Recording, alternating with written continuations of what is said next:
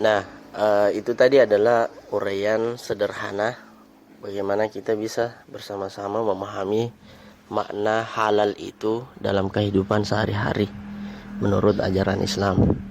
Sekarang kita melangkah ke apa sih sebenarnya itu baik? Gimana sih ukuran baik itu menurut ajaran Islam? Nah, ternyata menurut ulama-ulama kita, baik itu di sini salah satunya dimaknai dengan kita ambil contoh misalnya daging kambing. Itu baik. Bahkan banyak ahli kesehatan kita, semisal Ibnu Sina, itu beliau pernah mengatakan bahwa salah satu daging yang paling banyak manfaatnya bagi kesehatan tubuh adalah daging kambing, termasuk salah satu hasil perahan susu yang paling bagus untuk kesehatan itu adalah susu kambing. Nah, tetapi yang perlu diingat, baik ini untuk dikonsumsi misalnya orang yang memiliki riwayat penderita darah rendah. Nah, itu nggak masalah sih dia mau makan kambing. Tetapi bagi yang penderita darah tinggi, nah ini nggak dilarang sih sebenarnya dalam agama, cuma kalau bisa dibatasi. Kalau berlebihan, nah ini sudah tidak baik menurut ukuran agama.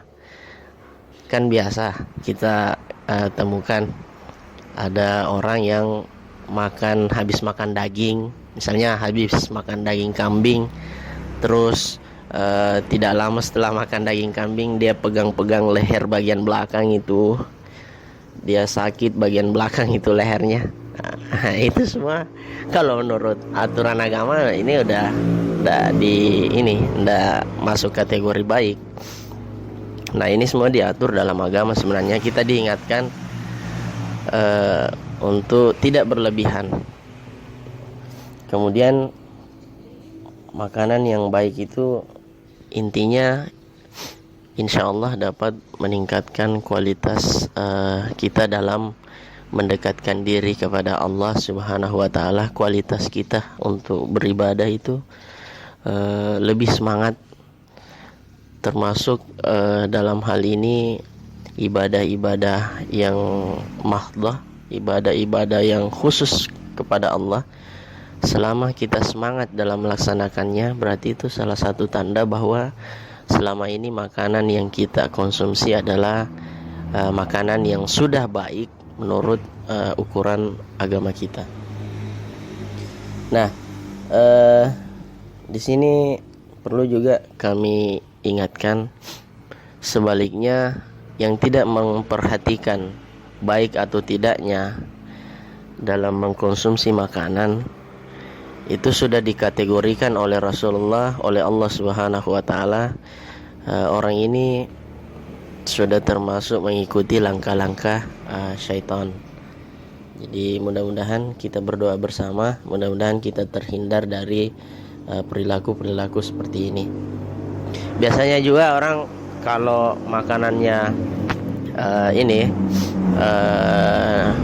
tidak baik, kemudian dia masukkan ke dalam tubuhnya, dikonsumsi oleh anggota tubuhnya, kemudian sampai menjadi daging di dalam, itu jiwanya akan menjadi jiwa yang keras. Dia akan menjadi pembangkang. Meskipun hal itu adalah kebenaran, tapi dia akan menolaknya karena faktor makanan tadi. Biasanya juga kalau ada orang yang mohon maaf, yang suka marah-marah, itu juga bisa dicek lah makanannya udah baik atau belum. Dan Nabi pernah mengingatkan kita bahwa salah satu dampak negatif dari makanan haram ketika dimasukkan ke dalam tubuh kita, ibadahnya itu tidak akan diterima selama 40 hari. Jadi siapapun, termasuk yang sedang berbicara sekarang, termasuk yang sedang mendengarkan, itu ketika memasukkan makanan yang tidak baik ke dalam tubuhnya, itu 40 hari ibadah kita tidak akan diterima. Kita sholat 40 hari, kita udah sujud, udah ruku, udah sedekah, udah puasa, itu nggak akan diterima. Dan ternyata salah seorang ulama yang bernama Nadir Shah Hossein, beliau ini adalah ulama Australia New Zealand yang asalnya dari Indonesia, dari Jawa Barat, pernah secara khusus mengecek kesahihan hadis ini, dan memang benar hadis ini dikategorikan berada pada level yang sahih. Artinya informasi, sekali lagi, tentang 40 hari ibadah kita tidak diterima oleh Allah itu benar-benar sahih. Makanya kita sebagai umat Islam, kita sebagai umat yang beriman, betul-betul harus memperhatikan, harus menghindari segala makanan yang tidak halal, baik itu secara zatnya maupun secara hakikatnya. Ya, saya kira itu untuk sementara.